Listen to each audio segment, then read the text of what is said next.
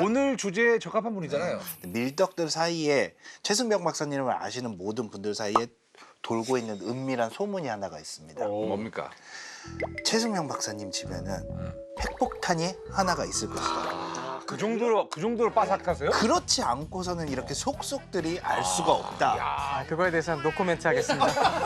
IAEA 사찰 들어갈 수도 있습니다. 그러면 괜히 이런 거 있다고 얘기했다 큰일 납니다. 우리가 이제 이런 초대장을 받았습니다. 이런 초대장. 네네. 예. 근데 박사님도 핵폭탄 프로젝트 이런 그 비밀 편지가 왔다. 가실 겁니까? 굉장히 뭔가 가슴 떨리는 주제, 최고의 지성들과 뭔가 최고의 목표를 향해서 달려가는 그런 뭔가가 있을 것 같아갖고 가보고 싶습니다. 좋습니다. 지금 여기 바로 이 자리에 멸망을 꿈꾸는 폭발물 전문 화학자. 이론은 빠삭한 천문학자. 그리고 최 박사님은 또 물리학자.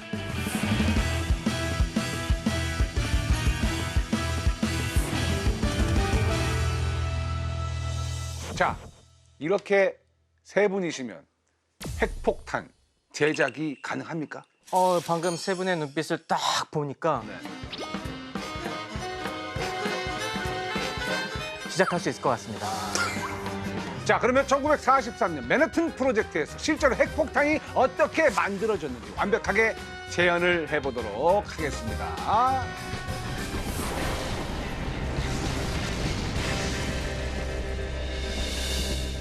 박사님, 핵폭탄을 만들려면 일단 뭐부터 알아야 되나요? 가장 기본적인 핵 분열 현상이란 것부터 이해하셔야 돼요. 핵분열. 네. 네. 말 그대로 핵이 쪼개지는 거죠. 핵이 쪼개진다.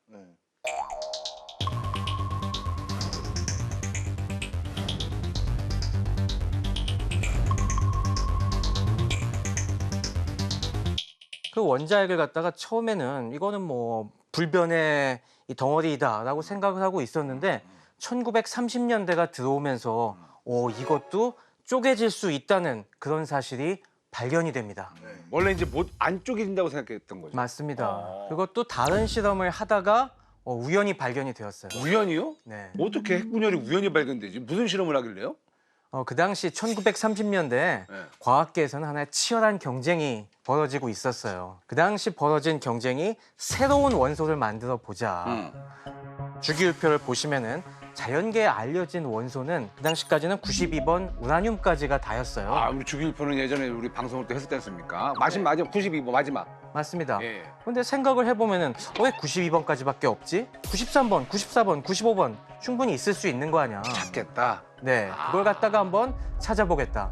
그리고 그걸 찾으면은 이거는 노벨상감이다. 그런데 이게 아무리 그동안 화학자들이 열심히 찾았어도 찾지를 못했어요. 이게 발견이 안 되지만은 그 무렵에 이걸 만들 수는 있겠다라는 그 방법의 실마리가 풀렸습니다.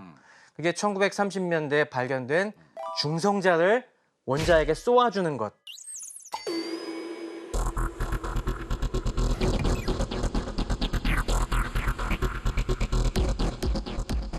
원자핵에다가 중성자라는 걸 쏘아주면은 그 중성자를 맞은 원자핵이 점점 더 무거워지면서 다른 원소로 바뀐다는 사실이 알려지게 됐어요. 그러면서 이 여러 과학 팀들이 이 원자핵에다가 중성자를 쏘는 실험을 경쟁적으로 하고 있었죠. 자연에서 얻을 수 있는 원소는 다 우리가 얻었는데 네. 거기에서 과학자들이 좀 더 다른 걸 한번 해보자라고 해서 이제 막 이런저런 실험을 하다가 점점 주기율표에 있는 약간 인공원소죠. 그런 것들을 많이 늘린 거잖아요. 맞습니다. 그래서 계속 쏘기 시작을 해갖고 드디어 1934년에 이 페르미 팀에서 93번, 94번 원소를 발견하는데 성공합니다. 그럼 그전에는 자연 원소 깃발 꽂기 사실은 대회였던 거잖아요. 그러다가 그게 끝나고 나서 인공원소의 시대로. 깃발 꽂기에서 첫 번째 깃발 꽂은 사람에게 노벨상이 주어졌으니까 그렇습니다. 그다음에 나도 꽂으면 노벨상이다 이래서 경쟁이 엄청 치열했겠네요. 그러면? 그런데 여기 반전이 있었어요. 반전이요? 사실 93번, 94번을 만든 게 아니었어요. 만든 게 아니라고요? 뭔 말이에요? 무슨 말이에요? 방금 만들었다고 하지 않으셨어요? 만들어서 상까지 탔는데 이거 사기입니까? 맞아요. 이게 굉장히 노벨 물리학상 역사의 흑역사 중에 하나인데. 진짜요? 점 중에 하나죠. 네. 다른 팀에서도 네. 계속 비슷한 연구를 하고 있었어요. 네. 그런데 이번엔 독일 연구팀에서 독일에서. 또 새로운 발견을 합니다. 뭡니까? 독일의 유명한 화학자인 오토 한 박사님과 네. 이제 물리학자였던 리제 마이트너 연구팀에서 네. 역시 우라늄에다가 중성자를 쏴 봤는데 나온 게 93번, 94번이 아니라 굉장히 훨씬 더 가벼운 56번 바륨이 나왔습니다. 이미 있던 바륨이 56번이 나왔다. 그럼 뭐야 이거? 그러니까 이게 도대체 무슨 현상이지? 왜 92번에 중성자가 맞았는데 52번이 나와. 56번이 나왔지? 네.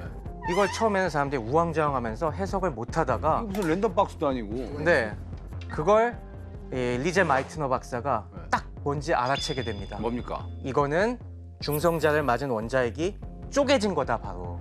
원래 92번에 맞아갖고 이게 56번이랑 36번으로 쪼개지면은 56번이 나올 수가 있잖아요. 아, 그럼 36번도 검출이 됐어요? 그것도 나중에 검출이 됐죠.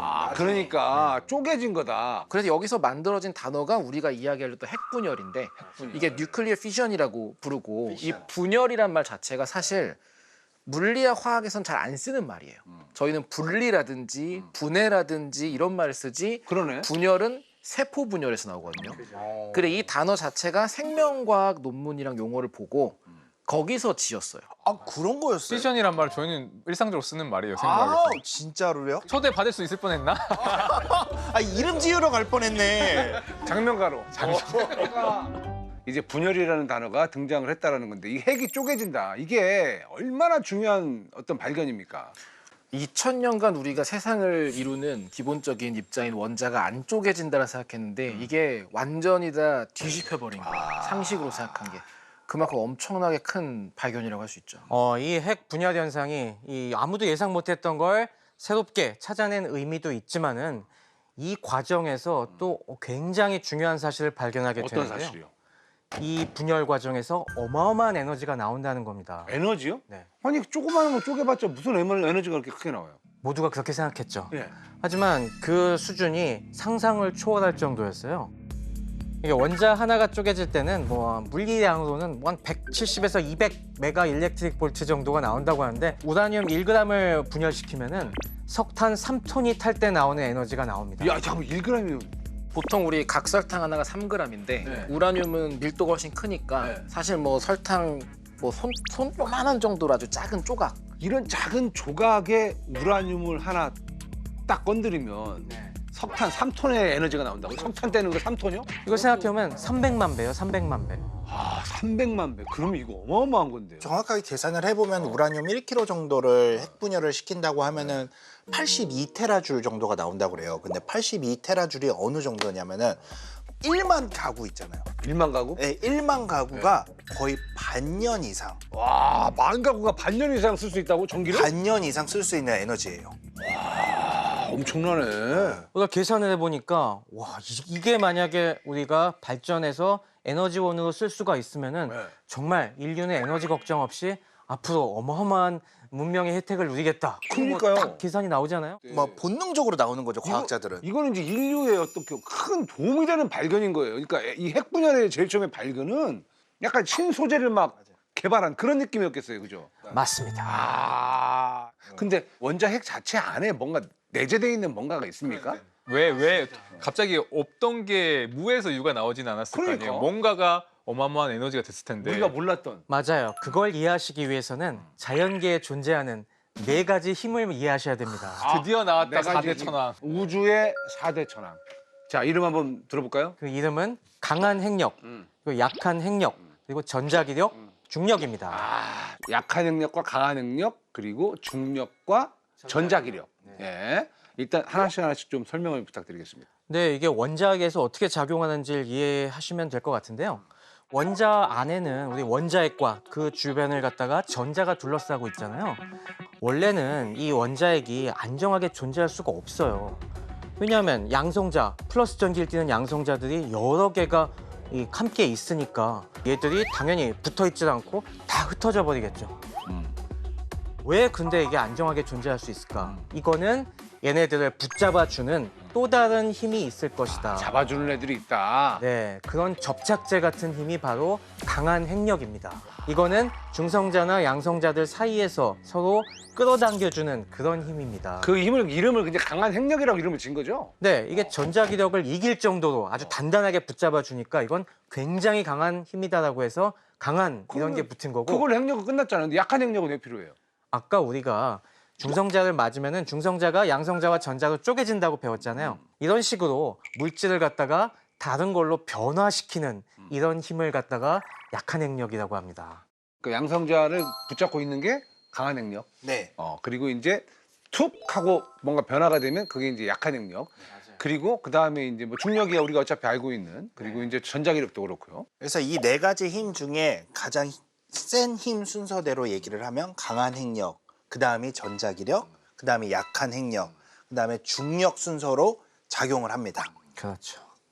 우주에 엄청난 힘이 원자 핵 속에 들어있다는 거, 네. 그 농축이 돼 있다는 거 이제 알겠는데 그러면 그 원자 핵을 확 쪼개면 무슨 일이 벌어집니까?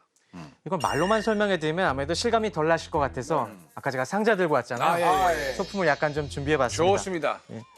어디 보자. 요거면 적당할 것 같네요. 방금 연기하신 거죠? 어디 보자. 어디 보자. 어디 보자. 어디 보자. 이걸 원자핵이라고 보고요. 우리 원자핵에 여기 중성자라고 보면은 중성자를 갖다가 여기다 쏜다고 해봐요. 이게 중성자가 이 원자핵에 들러붙습니다. 그러면서 흡수가 돼요. 흡수가 돼. 근데 흡수가 되면은 이 원자핵이 불안정해집니다. 변형이 일어나고 예. 늘어났다, 찌그러졌다 막 이런 식으로 이게 이 안을 양성자를 갖다가 꽉 붙잡아 놓고 있던 강한 핵력이 이걸 단단하게 붙잡아 놓고 있던 핵력이 핵력이 끊어지면서 그 순간 그 붙잡아 놓고 있던 에너지가 확 방출이 되는 겁니다. 팍 하면서 이 에너지요. 네.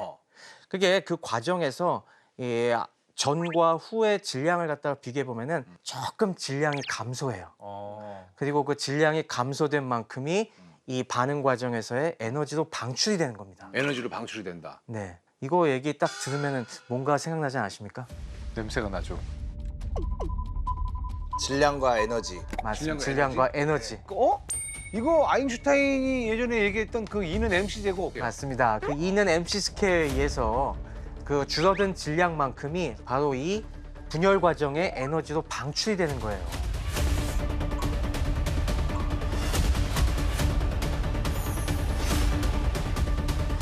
그러면은 이미 아인슈타인은 핵분열의 원리를 알고 있었던 거예요? 핵분열까지 포괄하는 그 자연의 기본 원리를 알아낸 거죠. 여기서 줄어드는 질량 자체는 굉장히 조금이에요.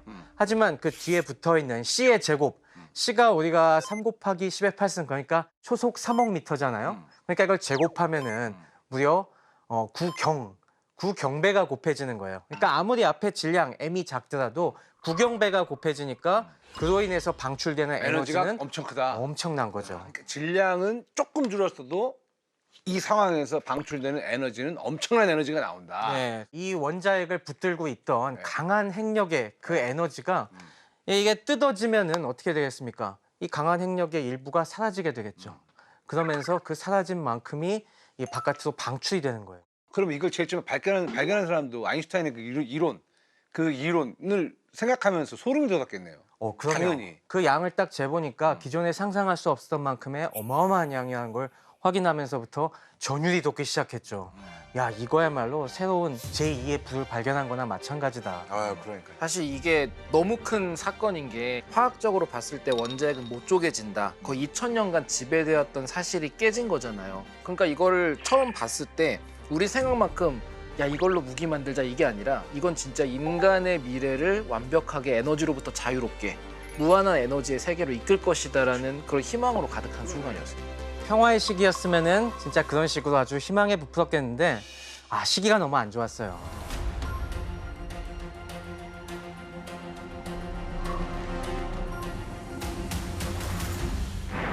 They're entrenched in the city's post office. 히틀러가 1939년 9월 달에 폴란드를 침공하면서 세계 제2차 세계대전이 발발하게 되죠. 그러다 보니까 사람들이 그 생각보다도 이걸 만약에 폭탄으로 쓴다면 이건 정말 끔찍한 무기가 되겠는걸 이 생각으로 돌아가는 겁니다. 오토 한 박사가 독일 사람이잖아요. 네. 그리고 독일은 물리학과 화학의 강국이니까 네. 그걸 충분히 이걸 응용할 수 있는 수많은 지식인들이 있는 것이고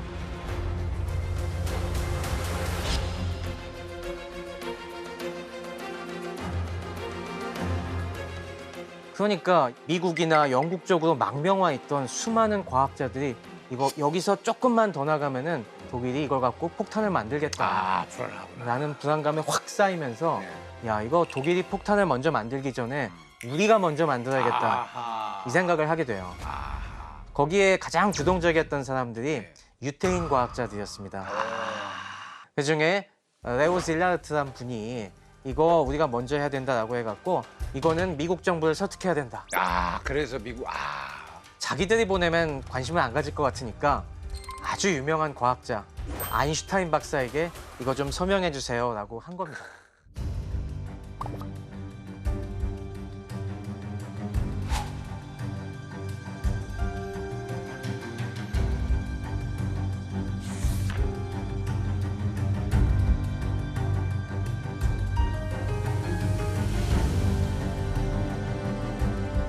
그러면서 그때부터 사실 이 연구가 시작이 됐고요.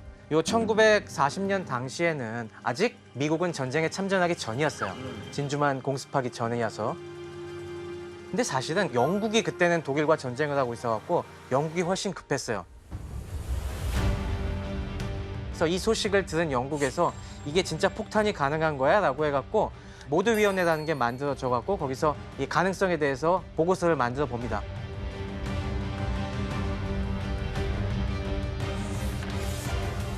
이 위원회에서 보고서를 작성했는데 원자폭탄 됩니다. 만들 수 있습니다. 이게 결론을 냈습니다.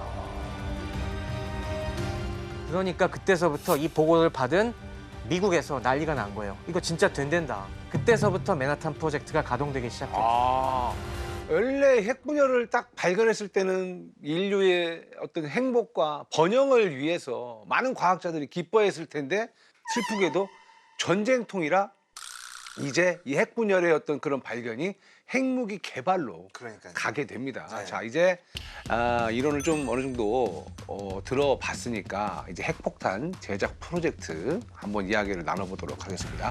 이제 뭐부터 하면 될까요? 일단 가장 중요한 거는 네. 핵물질부터 확보해야 됩니다. 네.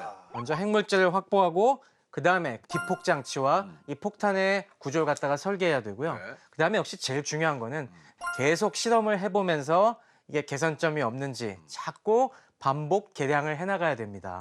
근데 가장 중요한 우라늄을 이걸 어디서 구해요? 캐야죠.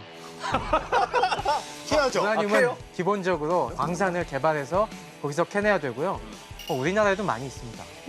우리나라에? 네, 어디요? 저 옥천 대전 일대에 보면은 그쪽에 딱 지층에 굉장히 많이 묻혀 있어요. 아, 그래요? 그럼 저희 원자력 발전하는 거는 한국에서 채굴한 우라늄 쓰나요? 아, 그렇진 않습니다. 이 우라늄을 캤을 때 우리나라 우라늄은 일단 농도가 너무 낮아요. 네. 농도가 더 중요합니까? 그래서 해외에서 다 사오죠. 네, 다 해외에서 가공된 거 사옵니다. 예전에 저도 인터넷에서 우라늄을 사보려고 그러니까 우라늄 광석을 광석. 근데 이게 살수 있는 거. 농도가 일정 이하면 납으로 된 캔에 들어가가지고 판매가 되긴 하는데 이거 역시 우리나라에서는 걸려요. 네. 쉽게 들여오긴 어려워요. 네, 통관하다가 다 걸려서 잡혀갑니다. 이제 우리가 제작 프로젝트를 진행한다고 해도 우리 시청자 여러분들은 절대 따라하시면 안 되는 게 엄연한 살상물이죠. 이걸 집에서 따라하시면 국제법 위반입니다. 그렇죠. 큰일 날 수 있습니다. 큰일 날 수 있기 때문에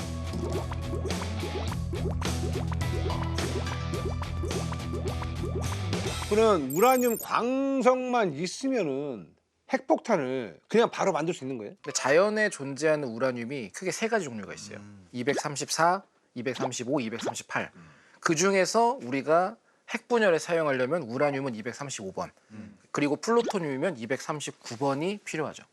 근데 왜 그 뒤에 숫자를 붙이죠? 우라늄 같은 경우에는 92번이니까 양성자가 92개가 있고 중성자가 몇 개냐에 따라서 이걸 더했을 때 234냐, 5냐, 8이냐가 달라져요.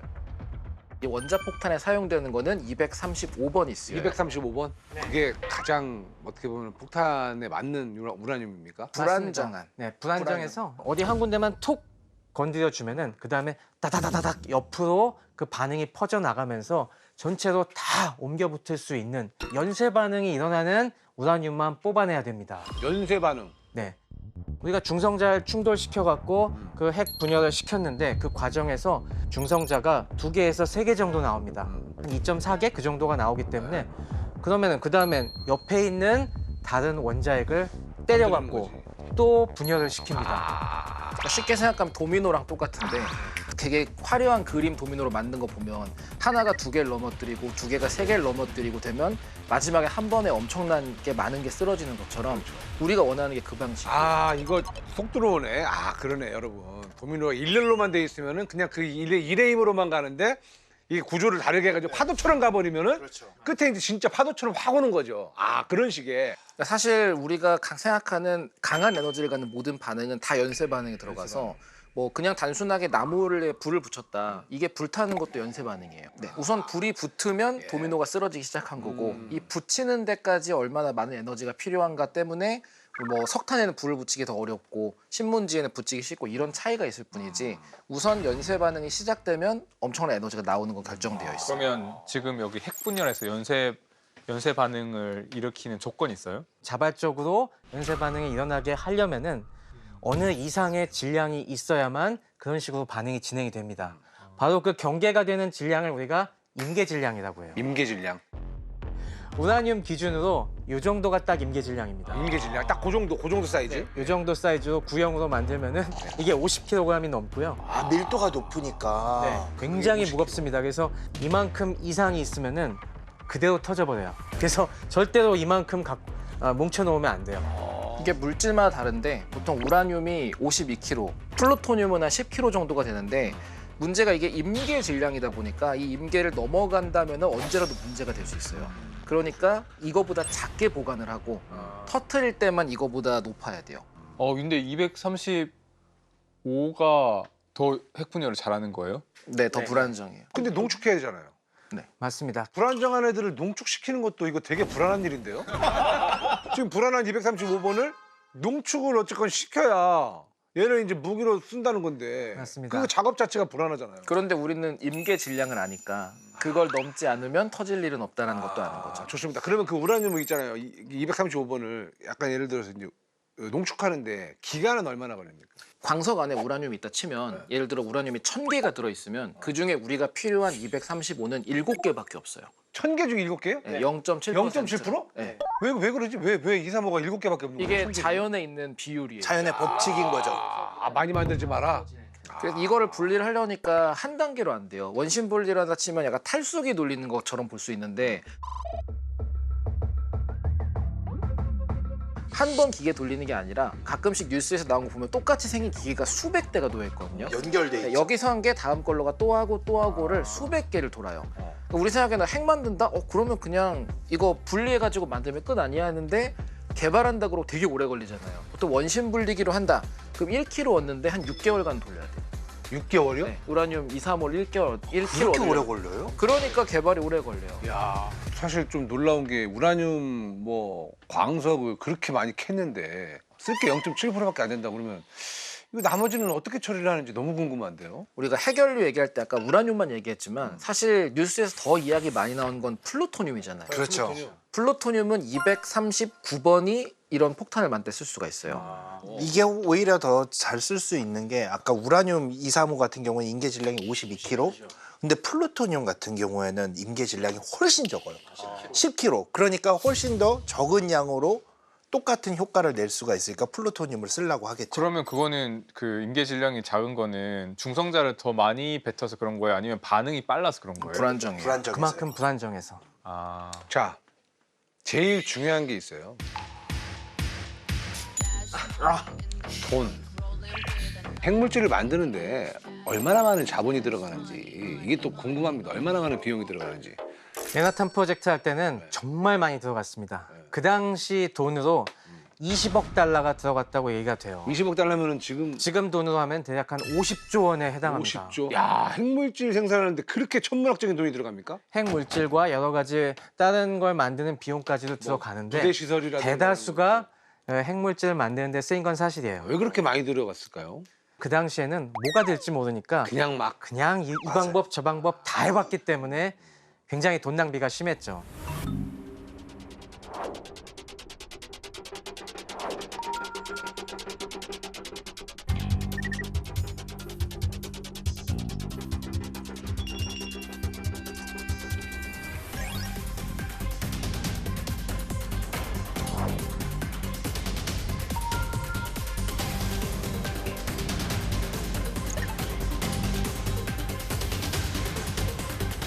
어쨌건 중요한 핵물질을 확보를 했습니다.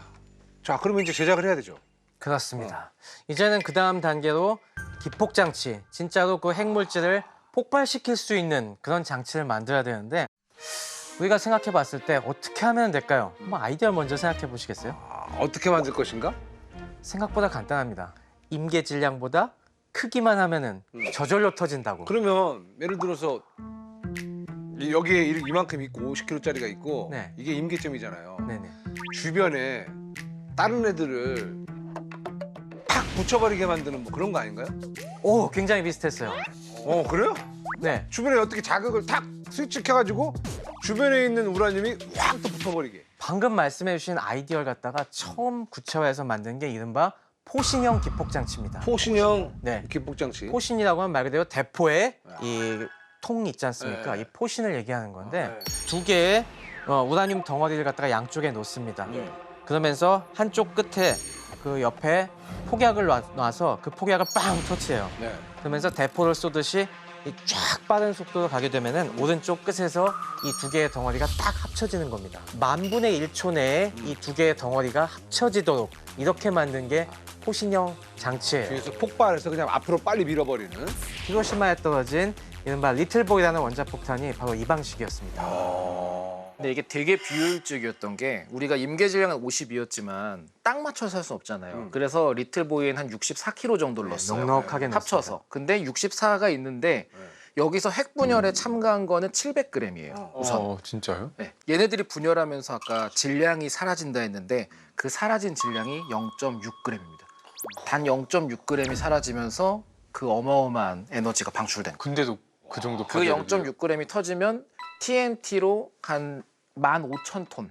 와. 그 정도의 파괴력이 나와요. 0.6g인데. 64kg 중에 0.6g만 핵분열을 한 거고. 저는 그 얘기는 몰랐었어요. 이 외에도 또 다른 약간 효율을 좀 더 뭐 올린 뭐 그런 다른 방법도 있나요? 그래서 만들어진 게 내폭형이라는 장치예요. 내폭형이요? 네. 아까 우라늄은 0.7%밖에 안 되니까 뽑아내기가 힘들었잖아요. 나머지 99%로 만들 수 있는 그 플루토늄의 쓰임새에 주목을 했어요. 플루토늄. 네. 두 번째 만들어진 뺀맨이라는 이 원자폭탄에 들어간 플루토늄 덩어리가 딱 요 정도 사이즈입니다. 한 6kg 정도 되는 양인데 요거는 아까 임계 질량 10kg보다 작기 때문에 이대로 놔둔 상태에서는 터지지가 않습니다. 근데 그럼 이 6kg으로 어떻게 그 연쇄 반응을 일으킬 것인가, 임계 질량을 만들 수 있을 것인가? 여기서 주목한 게 밀도를 높이는 방법이에요. 밀도? 네. 우리가 연쇄 반응이 옆으로 그 반응이 계속 옮겨 붙는 거잖아요.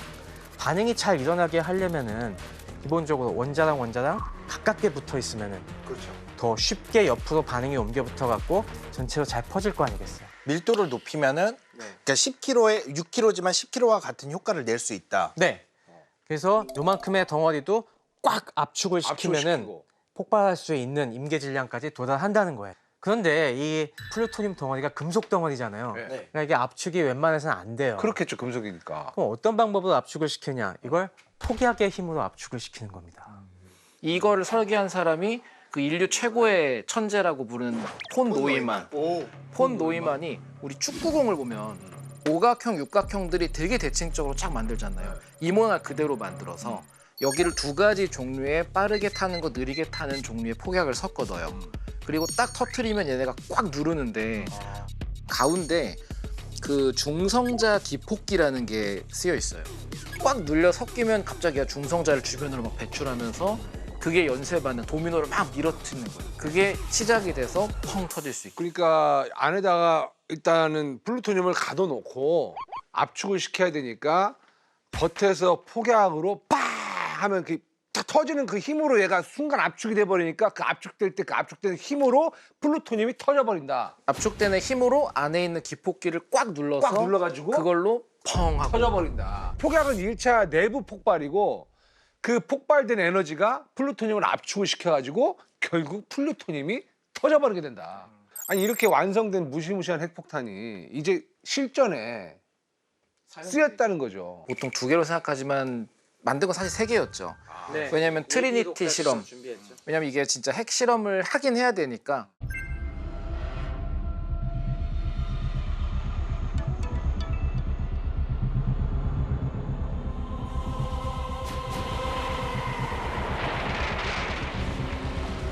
그렇게 터뜨리고 우리가 인류 역사상 정말 공격 용도로 사용한 건 히로시마의 리틀보이의 이름을 떨어지고 그리고 3일 후에 팬맨이라고 불리는 플루토늄 폭탄이 나가사키에 떨어지고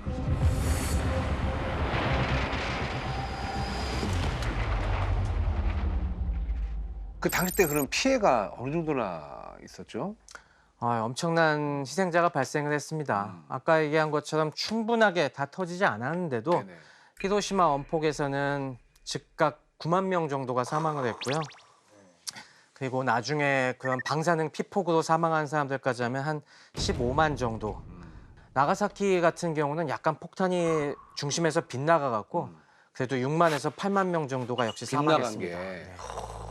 사실 이게 일본에서 터졌으니까 얼핏 생각하면 일본만의 문제라고 생각을 할 수가 있겠지만 거의 10%에서 20% 사람이 우리나라 사람이었다라는 이제 잘 알려지지 않은 이야기긴 하지만 연구 결과가 있더라고요. 이게 그 히로시마나 나가사키를 선택한 이유 자체가 거기가 군수산업 지역이었잖아요. 근데 군수사업 그런 공장들의 조선인 직용공들이 강제징용으로 많이 끌려왔었기 때문에 이게 우리가 사실은 그 두 번의 원자폭탄 투하가 우리의 뭐 광복으로 이어졌다 생각할 수도 있지만 또 그 현장에는 수많은 조선인들이 돌아가셨다고 하는 게 너무 좀 역사적인 비극 같습니다. 맨하탄 프로젝트에서 이제 핵폭탄이 진짜 얼마나 강력한지 전 세계가 다 알게 돼버렸잖아요. 그러면 이제 다들 핵폭탄을 가지려고 그냥 눈에 불을 켰을 것 같은데 이 이후에 이제 스토리는 어떻게 됐습니까?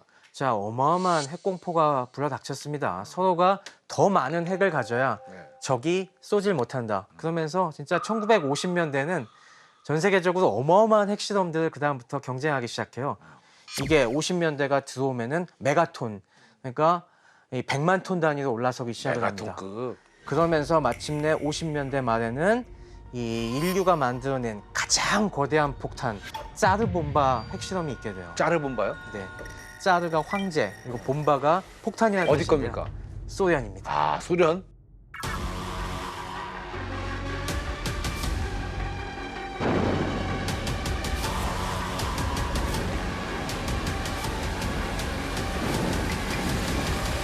어떻게 보면 제일 무서운 핵폭탄이에요, 그게? 맞습니다. 그 당시는 원자폭탄에서 한 단계 더 진전된 수소폭탄이 개발되는데요.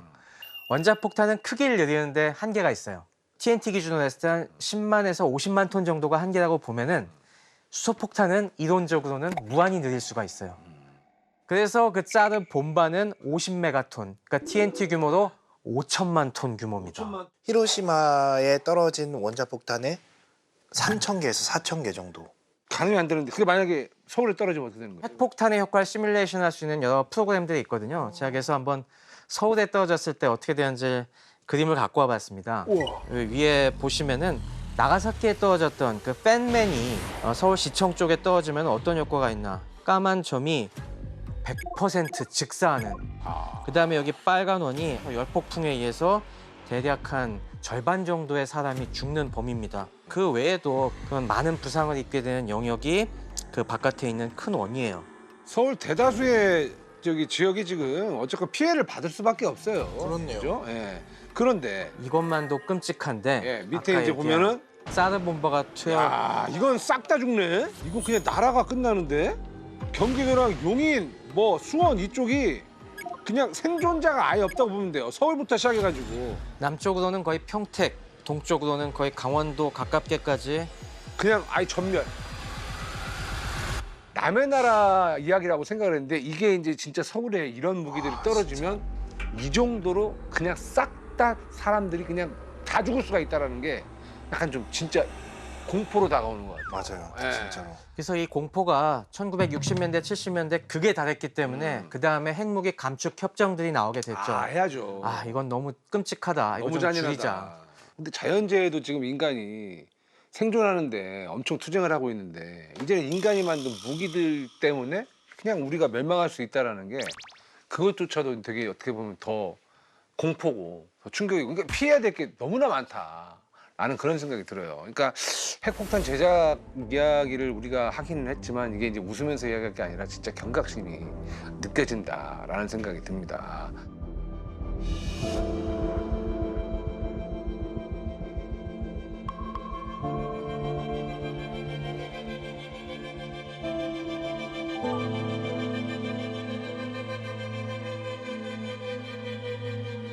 여러분은 과학자가 만들어낸 죽음의 무기, 과학자는 어디까지 책임을 져야 한다고 생각하세요? 사실은 과학의 발전이라는 게 사실은 전쟁 중에 모든 과학들이 발전을 하거든요. 이 연구를 하되 어떻게 사용하는지에 대해서 물론 과학자들이 아예 책임이 없다고는 생각을 할 수는 없겠지만 어떻게 활용할지에 대해서는 정치적인 영역의 문제가 아닌가 저는 조금 그렇게 생각을 해요.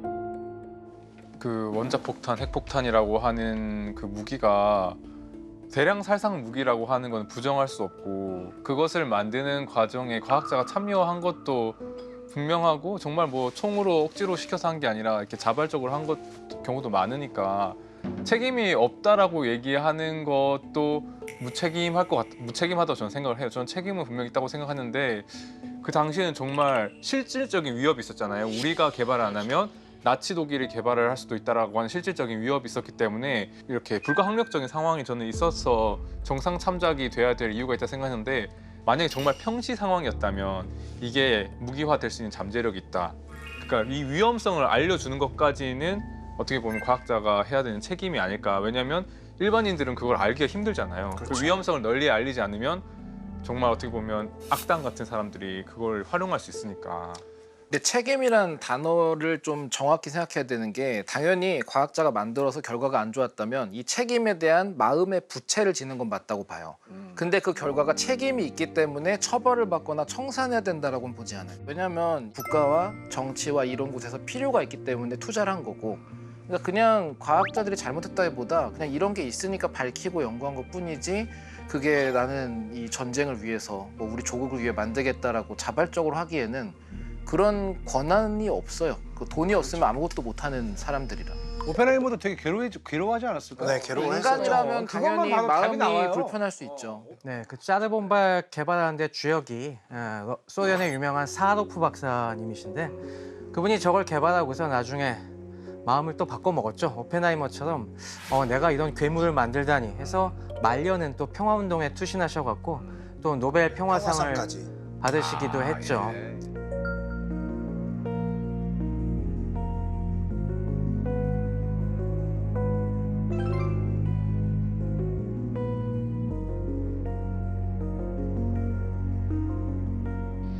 We knew the world would not be the same. Few people laughed. Few people cried. Most people were silent. I remembered the line from the Hindu scripture, the Bhagavad Gita. Now I am become death, the destroyer of worlds. I suppose we all thought that one way or another. 과학기술로부터 얻어낸 우리의 어떤 지식이나 힘 같은 것들을 정말 잘 써야 되는 필요성이 더더더 높아지고 있고 요즘도 AI니 뭐 로봇 기술 같은 것들이 사실 마찬가지 이런 위험성들을 가지고 있어서 지금 어떻게 보면 철진한 이야기를 우리가 맨하탄 프로젝트가 이미 거의 7, 80년 거의 이제 뭐 100년에 다가가는 그런 옛날 이야기처럼 들릴 수 있지만 오늘 계속해서 우리가 과학기술 사회에 살고 있기 때문에 굉장히 중요한 성찰의 어떤 그 거울이 된다고 저는 생각해서 그렇게 생각해 보면 좋을 것 같습니다. 저도 처음에 공부할 때는 그냥 여러 가지 과학사나 전쟁 사회 관점에서 그냥 순수한 호기심으로 했는데 이 지금 시대가 오히려 그 50년대, 60년대 핵공포가 한번 잊혀지고 이제는 더 이상 핵을 안 쓰겠지라고 생각하다 보니까 사람들이 이걸 많이 잊어버렸어요. 그런데 오늘날 다시 핵무기는 쓸 수 있는 무기다라는 인식으로 조금씩 바뀌고 있습니다. 기술이 좋아져서 아주 그 위력을 잘 컨트롤할 수가 있거든요. 그러다 보니까 요즘은 야 이거 핵무기 다시 한번 써보지 않을까라는 생각들을 가끔 이 요즘 세계 지도자들이 꺼내고 있습니다. 이럴 때일수록 우리가 핵무기라는 게 얼마나 위험하고 끔찍한 무기인지 다시 한번 되짚어보고 이게 만들긴 하지만 절대로 사용돼서는 안 되는 무기라는 걸 우리가 같이 상기해보는 게 알아야지 우리가 그 피해를 다시 재현하지 않을 수 있다는 거 이거 목적으로 제가 많이 떠들고 다니고 있습니다. 뭐 가끔 여러분들하고 이야기하다 보면 이제 때로는 과학이 좀 공포가 되기도 합니다. 발전이 너무 좀 무섭기도 하다. 이거 이래도 되나 싶기도 한데 오늘 약간 그런 시간이었던 것 같아요. 근데 그만큼 우리가 과학을 공부해야 되고 또 이 우리 아이들 그만큼 또 아이들에게 과학을 제대로 공부하고 이해시킬 수 있는 그런 또 어른들의 노력도 필요하다. 그래서 우리의 역할이 정말 필요하다라는 걸 좀 많이 느꼈던 것 같습니다. 좀 이렇게 너무 모험은 좀 안 하셨으면 좋겠어요. 자, 전 세계 과학자분들 꺼림칙하다 하면은 좀 약간 멈추셔도 되지 않을까라는 생각도 들고 오늘 너무 좋은 시간이었던 것 같습니다. 감사합니다. 예.